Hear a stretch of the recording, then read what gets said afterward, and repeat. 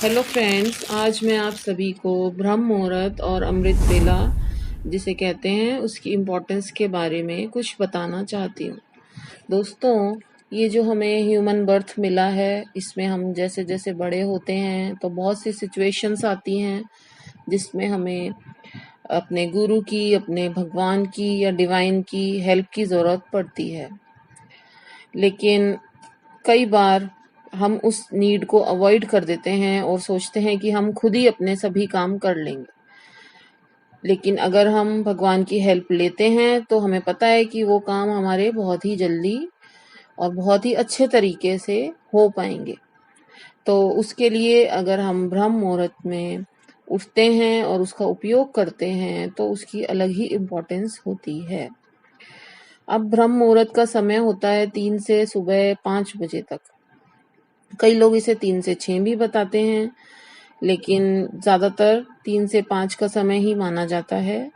इस समय में यदि आप अपने भगवान या अपने गुरु की पूजा करेंगे, उन्हें याद करेंगे, तो उसका जो फल होता है वह दिन में करी हुई पूजा से कई गुना ज़्यादा हमें मिलता है। दोस्तों, इसका कारण ये होता है कि जो ब्रह्म मुहूर्त के समय में अर्थ की जो वाइब्रेशंस होती हैं वह काफ़ी हाई होती हैं और एनवायरनमेंट भी एकदम क्लीन होता है। साथ ही में ये भी कहा जाता है कि इस पूरे अर्थ पे जो भी योगीज और सेंट्स हैं वो उस समय मेडिटेशन करते हैं, जिसकी वजह से अर्थ की वाइब्रेशंस काफ़ी हाई रहती हैं और वे उन्हीं सोल्स को अट्रैक्ट करते हैं जो स्पिरिचुअल पाथ की ओर इंक्लाइंड होती हैं या उससे जुड़ने वाली होती हैं। तो अगर आपकी भी कभी नींद खुलती है 3 से 5 या 3 से 6 के बीच में, तो दोस्तों आपको समय व्यर्थ नहीं करना चाहिए। ये यही संकेत है कि ईश्वर भी आपको याद करते हैं और वो भी आपको चाहते हैं कि आप उठें और उन्हें याद करके अपना जीवन सफल करें।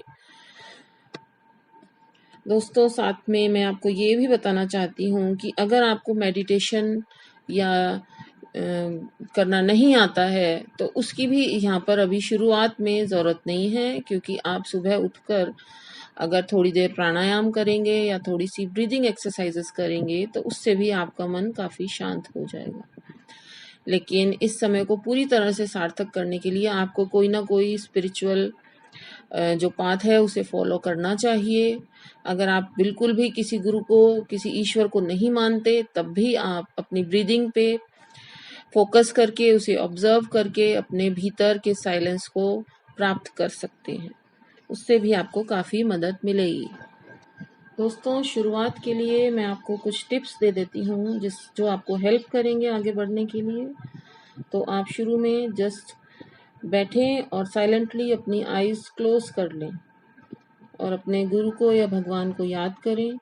अगर कोई गुरु या भगवान नहीं है तो आप अपनी ब्रीदिंग पर फोकस करें और उसे ऑब्जर्व करते रहें, ब्रीद इन ब्रीद आउट करते रहें।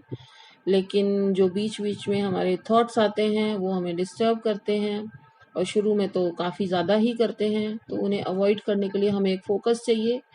इसीलिए हम या तो नाम जप का उपयोग करते हैं या फिर हम ब्रीदिंग का उपयोग करते हैं, क्योंकि जब हम नाम जपते हैं तो हमारा सारा ध्यान उस नाम पर लगा रहता है, ना कि अपने थॉट्स पर। थॉट्स आते हैं लेकिन हम उन्हें बार बार छोड़ करके फिर से नाम को जपना शुरू कर देते हैं। और इसी प्रकार ब्रीदिंग की एक्सरसाइजेस में बार बार थॉट्स आएंगे लेकिन हम उन्हें छोड़ेंगे और फिर से हम उस ब्रीदिंग को ऑब्जर्व करने लग सकते हैं।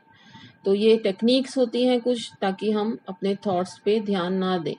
थॉट्स आएंगे तो उनसे हमें लड़ना नहीं है, वो आएंगे, हम उन्हें देखते रहेंगे तो वो अपने आप धीरे धीरे कई दिनों की प्रैक्टिस से शांत होते जाएंगे।